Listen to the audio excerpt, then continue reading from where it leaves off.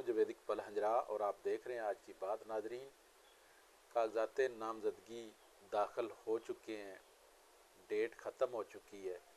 तमाम पार्टियों ने अपने अपने कागजात जमा करवा लिए हैं। पाकिस्तान तहरीक इंसाफ को जिस तरह के एक मखसूस टारगेट किया जा रहा था कि उनके जो विनिंग कैंडिडेट हैं कम अज़ कम वो ज़ात नामजदगी जमा ना करवा सकें, उनसे कागजात कहीं छीने गए तो कहीं उनके कागज जमा ना किए गए, कहीं उनको उनके कैंडिडेट्स को गिरफ़्तार किया गया तो कहीं उनके कैंडिडेट्स के ऊपर FIR दर्ज की गई।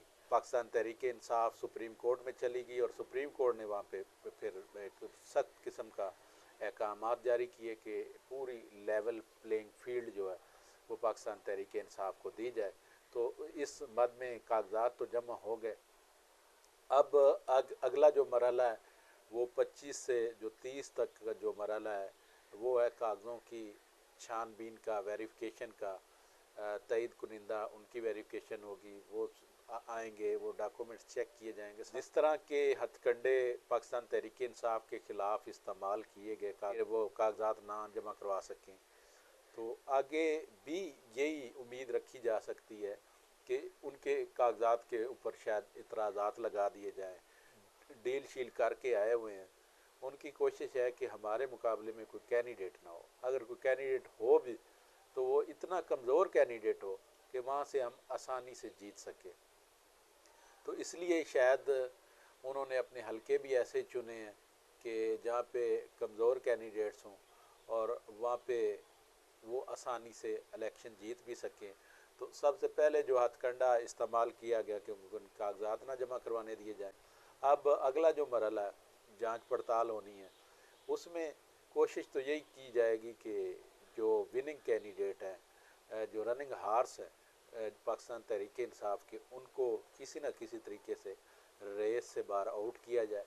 तो मैदान खाली जब मिलेगा तो मैदान खाली, तो वो चाहते हैं शुरू से ही कि हमें मैदान खाली मिले तो हम आसानी से अपनी तमाम जो नशिस्तें हैं वो जीत लें और जीतने के बाद हम अपनी हुकूमत बना लें। ये सारा कुछ ही करना है तो फिर इतने एक्सपेंस करने के, अरबों रुपए के बजट जो इलेक्शन पे ज़ाया होना, उसको करने का क्या फ़ायदा।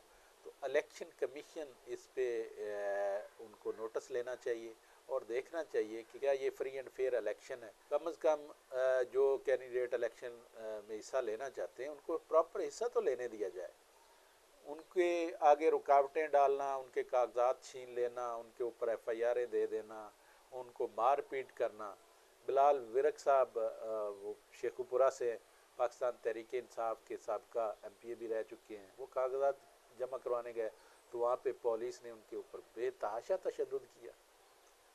इस तरह तो नहीं होना चाहिए। इसका बड़ी सख्ती से इलेक्शन कमीशन को इसके ऊपर नोटिस लेके तो अगला जो लायामल है, अगले जो उन्होंने लोगों ने कागजात अपने जमा करवाए, कम अज़ कम उनके जो जांच पड़ताल है ये बिला वजह एतराज़ लगा के उनको आउट ना किया जाए। हम सुन रहे थे कि हफ्ता 10 दिन कबल ट्रेनिंग हो रही है, ट्रेनिंग हो रही है, ROs की ट्रेनिंग हो रही है।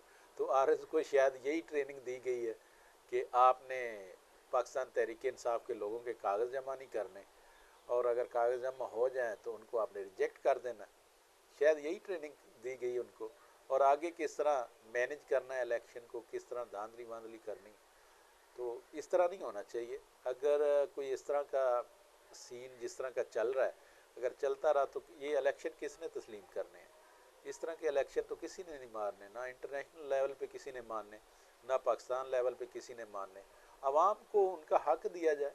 आवाम जिसको मुंतखब करना चाहती हैं, जिनको वोट देना चाहती हैं, वो अक्सर मुस्लिम लीग नून को देना चाहते हैं तो उनको दें, वो पीपल्स पार्टी को देना चाहें उनको दें, वो जमात इस्लामी को देना चाहें उनको दें, वो PTI को देना चाहें उनको दें। जिसको दिल चाहता है, आवाम जहाँ दिल चाहती है, वो फ्री एंड फेयर इलेक्शन तो यही है कि आवाम अपना जो हक़ राय दही है वो आज़ादाना तरीके से इस्तेमाल करे। लेकिन इस तरह के जिस तरह के हथकंडे इस्तेमाल किए जा रहे हैं तो इस इलेक्शन को फिर कौन तस्लीम करेगा। इंशाअल्लाह नेक्स्ट किसी और प्रोग्राम के साथ आपकी खिदमत में हाज़िर होंगे, तब तक मुझे दें।